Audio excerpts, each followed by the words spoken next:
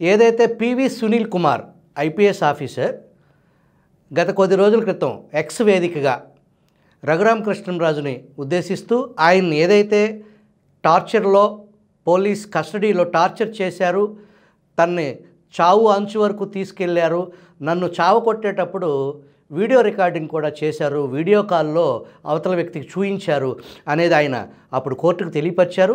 కూటమి ప్రభుత్వం వచ్చిన తర్వాత ఆ తీగ కదిలింది.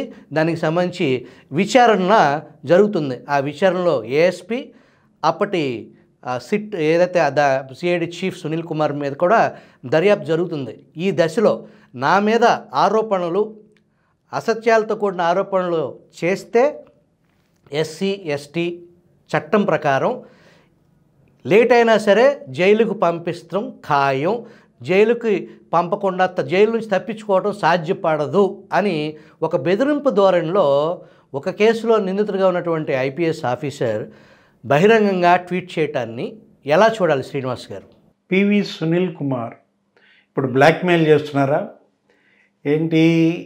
అటు ప్రభావతిని బ్లాక్మెయిల్ చేస్తున్నారా, లేకపోతే మిలిటరీ వైద్యుల్ని బెదిరిస్తున్నారా? మనం చూసాం మొన్న ఆయన ఇచ్చినటువంటి ఆ ప్రెస్ రిలీజ్ కనుక చదివితే అసలు గాయాలు లేవు ఏంటి, RRRకి రఘురామకృష్ణరాజు గారికి ఎటువంటి గాయాలు కాలేదని గుంటూరు సూపరింటెండెంట్ మెడికల్ సూపరింటెండెంట్ ఇచ్చినటువంటి ఆ రిపోర్టు, ఆయనకేమీ గాయాలు అవ్వలేదని ప్రభావతి గారు అప్పుడు చెప్పారు. ఇప్పుడు మళ్ళీ ప్రభావతి గారు మార్చి ఎలా చెబుతారు? ఒకవేళ గనక మార్చి గనక చెబితే గాయాలు అయ్యాయని గనక చెబితే ఆమె యొక్క సర్టిఫికేటే రద్దు అవుద్ది అంటాడు. బ్లాక్మెయిలింగ్ అంటే ఏంటి? ప్రభావతి గారు ఎక్కడ అప్రూవర్గా మారుతుందో, లేకపోతే ఆమె నిజంగా గాయాలైన మాట నిజమే, తనేదో ఒత్తిడికిలోనే ఇచ్చిందని ఒప్పుకుంటుందనే దీంతో ఆమె సర్టిఫికేట్ రద్దు అవుద్దని బెదిరిస్తున్నారా? అట్లాగే ఇక్కడ మిలిటరీ వైద్యులు కూడా చేసిన చికిత్సలో రఘురామకృష్ణరాజు గారు ఆ రోజు చాలా బాధలు పడ్డ పరిస్థితి అన్నమాట. ఆ మిలిటరీ వైద్యులు గనక మరి అప్పుడు వాళ్ళేమి గాయాలైనట్టుగా సర్టిఫికెట్ ఇవ్వలేదు. ఒకవేళ వాళ్ళు అసలు ఇక్కడికి కోర్టుకు వచ్చి చెబుతారా? వాళ్ళు సివిల్ కోర్టులకి రారు, వాళ్ళు మిలిటరీ వైద్యులు అంటారు. అంటే వాళ్ళ యొక్క చట్టాన్ని కూడా ఈయన వాళ్ళకి తెలియజేస్తున్నాడు. ఎవరికి? మిలిటరీ హాస్పిటల్ వైద్యులకి మీరు ఇక్కడికి రావాల్సిన అవసరం లేదు, మీరు ఇక్కడ సివిల్ కోర్టులకు రాకుండా కూడా మీకు మీ మిలిటరీ చట్టం మీకు ఉంటుందని గుర్తు చేస్తున్నాడా? చేసింది మహాపరాధం, తప్పు చేశారు.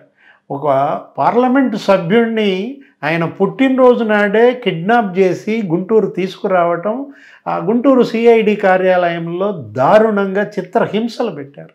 ఆయన అరికాళ్ళు బొబ్బలెక్కిపోయాయి. ఏది ఆయన ఆ వేలు కూడా ఫ్రాక్చర్ అయినటువంటి పరిస్థితి. అసలు ఒక ఎంపీకే ఈ పరిస్థితి ఎదురైతే నిజంగా మన దృష్టిలో సుభకర్ గారు ఇప్పుడు ఏంటంటే ఇది లోక్సభ అసలు సరైన రీతిలో స్పందించలేదు. అప్పుడే ఫైర్ అవ్వాలి. ఏది? లోక్సభ 542 మంది ఎంపీలపై దాడి, అది ఒక రఘురామకృష్ణరాజుపై దాడి కాదు, అది లోక్సభపై దాడి. నిజం చెప్పాలంటే మీ ఎంపీని పట్టుకొచ్చి సిఐడి కార్యాలయంలో పడేసి పిచ్చి కొట్టుడు కొడితే కనీసం లోక్సభ తీసుకోవాల్సినంత సీరియస్గా తీసుకుందా? అప్పటి స్పీకర్ తీసుకోవాల్సినటువంటి సీరియస్గా తీసుకున్నారా? ఒక ఐపీఎస్ కావచ్చు, అతను ఏదైనా కావచ్చు, ఎవరు? సునీల్ కుమార్. ఆయన యొక్క మొత్తం కెరీర్ చూస్తే వివాదాస్పద కెరీర్ మనం చూసిన పరిస్థితి. ఇప్పుడేదో తనేదో దళిత కార్డును తీసుకొచ్చి మళ్ళీ నేనేదో ఎస్సీ ఎస్టీ కేసు పెడతాను, ఇవి కాదన్నమాట. అంటే భ్రష్టత్వం అన్నమాట. మీరు చదువుకున్న చదువులేంటి, మీరు పొందిన జ్ఞానం ఏంటి, మీరు చేసిన సర్వీస్ ఏంటి? ఎప్పుడు బ్యాచ్ అండి ఈయన దగ్గర దగ్గర 93 బ్యాచ్ ఏదో అనుకుంటాను. ఎవరు? సునీల్ కుమార్. 30 ఏళ్ళు సర్వీస్ ఆయన పుటప్ చేసిన పరిస్థితుల్లో ఇవాళ దోషిగా నిలబడటం, ఇవాళ ఈ కేసులో A1గా ఆయన ముద్దాయిగా ఉండటం ట్రాజడీ అన్నమాట. ఇది మొత్తం పోలీస్ వ్యవస్థకే ఇది విషాదకరం. నిజం చెప్పాలంటే జగన్మోహన్ రెడ్డి 5 ఏళ్ల పరిపాలనలో ఐపీఎస్లు ఏ విధంగా జేపీఎస్లుగా మారారనో, ఐపీసీని జేపీసీగా మార్చారనో, అసలు అంబేద్కర్ రాజ్యాంగం రాజారెడ్డి రాజ్యాంగం అయిందనో, ఇంత చెడ్డ పేరు ఆంధ్రప్రదేశ్ పోలీస్ హిస్టరీలో మనం చూడలేదు. దగ్గర దగ్గర అది కూడా ఏపీ పోలీస్ 67 ఏళ్ల చరిత్ర. ఇలాంటి పోలీసు దేశంలో వివిధ రాష్ట్రాలన్నిటిలో కూడా ఏపీ పోలీస్ అంటే ఒక గౌరవం, ఒక ప్రతిష్ట. ఎన్నో కేసులను వీళ్ళు సాల్వ్ చేశారు, చిక్కుముడులను విప్పారు, ఇతర రాష్ట్రాల్లో సేవా కార్యక్రమాలు అందించారు. మనం చూసాం, ఉమ్మడి రాష్ట్రంలో ఉన్నప్పుడే వీళ్ళు ఒడిశా తుఫాన్కి ఏపీ పోలీస్ వెళ్ళి అక్కడ ప్రజలను ఆదుకున్న తీరు. అసలు ఎప్పుడు ఏపీ పోలీస్ మీద జగన్మోహన్ రెడ్డి 5 ఏళ్ల పరిపాలన అదొక మాయని మచ్చగా మారిందనమాట. వీళ్ళందరూ కూడా మచ్చలే. ఏది సునీల్ కుమార్ కావచ్చు, పిఎస్ఆర్ ఆంజనేయులు కావచ్చు, లేకపోతే కొల్లి రఘువీరారెడ్డి కావచ్చు, లేకపోతే ఈ కాంతి రాణా టాటా, మొన్న ఎవరు ఆయన విశాల్ గున్ని, రఘురామకృష్ణరాజు పైన వీళ్ళందరికంటే ముందు జగన్మోహన్ రెడ్డి తన ఏలుబడిలో ముఖ్యమంత్రిగా ప్రమాణ స్వీకారం చేసిన కొన్ని గంటల్లోనే గౌసం సవాంగన్న అని చెప్పేసి ఏదైతే ఒక వ్యక్తిని డీజీపీగా నియమించారో ఆయన స్వామి భక్తి, గతంలో ఉమ్మడి ఆంధ్రప్రదేశ్లో ఎన్నడూ జరగని దారుణాలు, పోలీసు ప్రతిష్ట పాతాళానికి తొక్కవేయబడటానికి ప్రధాన కారకుడు నాటి డీజీపీ గౌతమ్ సవాంగ్. నాటి ప్రతిపక్ష నాయకుడి మీద రాళ్ళేస్తే భావ ప్రకటన స్వేచ్ఛలో భాగంగా వేశారని అంటాం.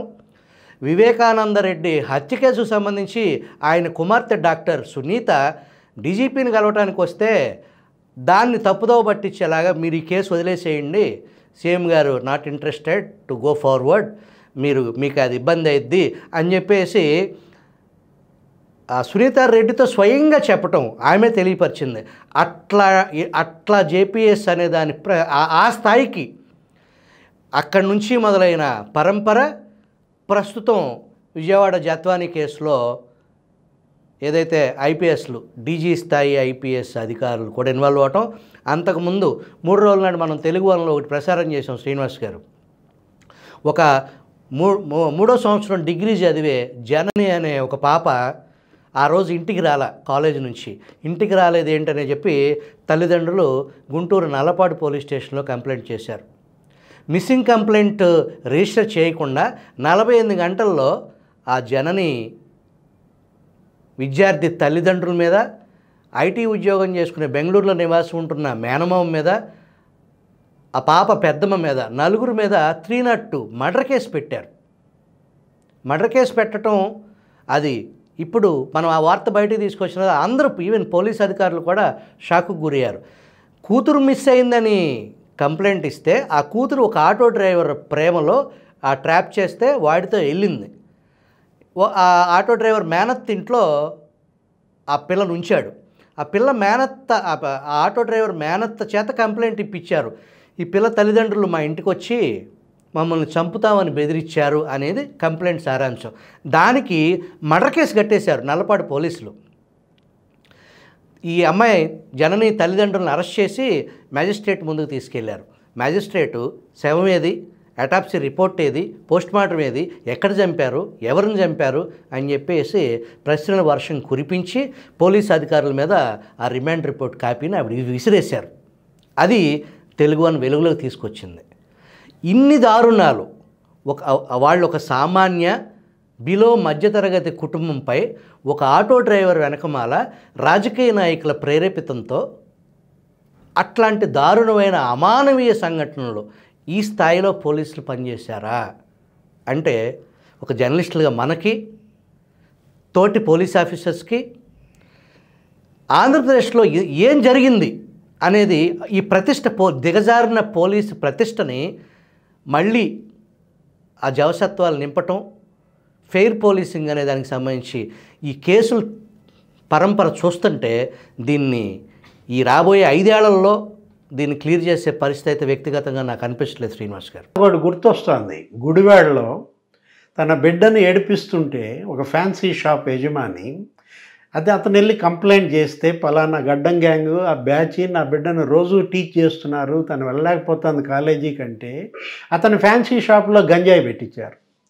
అతను ఫ్యాన్సీ షాప్లో గంజాయి పెట్టించి అతనిపైనే గంజాయి అమ్ముతున్న కేసు పెట్టిన పరిస్థితి. అతనెవరో పాపం ఆ ఎస్బీలో పనిచేసే కానిస్టేబుల్ ఎస్పీ దృష్టికి తీసుకెళ్ళి ఇది అన్యాయం అండి, అతను అలాంటి వ్యక్తి కాదు, అది ఫ్యాన్సీ షాపు, అందులో గంజాయి మనాళ్లే పెట్టారు అని అతను చెబితే అప్పుడు ఎస్పీ జోక్యంతో కేసు కట్టారు. ఇలాంటి దారుణాలు అనేకం. ఎందుకు ఆ కాదంబరి జత్వానీ కేసే ఉదాహరణ కదా. అసలు వీళ్ళు వెళ్ళి ఆ అమ్మాయిని కిడ్నాప్ చేసి తీసుకురావడమా, 43 రోజులు చిత్రహింసలు పెట్టడమా? అసలు ఏ విధంగా ఒక పారిశ్రామికవేత్తని కాపాడటం కోసం నువ్వు తప్పుడు డాక్యుమెంట్లు సృష్టించి ఆ కుటుంబాన్ని చిత్రహింసలు పెట్టారంటే, ఆ తల్లి 68 ఏళ్ళంట, ఆర్బీఐలో రిటైర్డ్ ఎంప్లాయ్, తండ్రి 72 ఏళ్ళు ఏదో మిలిటరీలో అంట. ఇవాళ ఇలాంటి దారుణాలు చెప్పుకుంటూ వెళ్తే 1 కాదు 2 కాదు, బాధితులపైనే కేసులు. అరే స్టేషన్లో అతను వచ్చి సంతకం పెట్టి వెళ్తుంటే వాడొచ్చాడు సంతకం పెట్టి వెళ్తున్నాడని స్టేషన్ నుంచే ఫోనా, నరికి చంపటమా? ఎన్ని చూసాం మనం పల్నాడులో కానీ. ఇంతగా ధ్వంసమైంది, వ్యవస్థని ధ్వంసం చేశారు, భ్రష్టు పట్టించారన్నమాట. ఇలాంటి పరిస్థితుల్లో ఇవాళ ఈ సునీల్ కుమార్ కావచ్చు, పిఎస్ఆర్ ఆంజనేయులు కావచ్చు, ఇంకా వేరే ఎవరైనా సరే గీత దాటిన వాళ్ళు శిక్షింపబడాలి. ట్రెస్పాసర్ షుడ్ బి ప్రాసిక్యూటెడ్. హద్దు మీరిన వాళ్ళు శిక్షింపబడాలి, అంతే. బైబిల్ చెప్పినా అదే, ఏది చెప్పినా కూడా అదే అన్నమాట.